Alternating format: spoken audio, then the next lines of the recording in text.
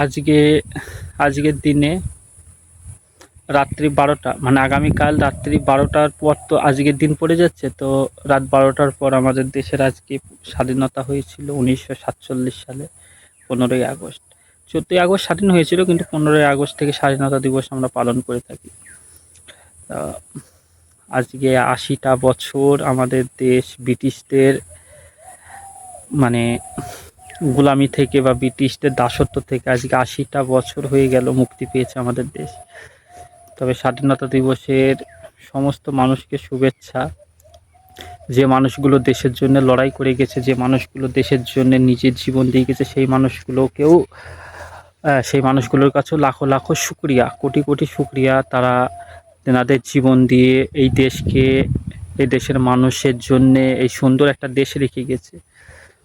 তাই তাদের কাছেও কোটি কোটি শুক্রিয়া এবং তাদেরকে অনেক সম্মান এবং শ্রদ্ধা জানাই। আর সবাইকে হ্যাপি ইন্ডিপেন্ডেন্স ডে।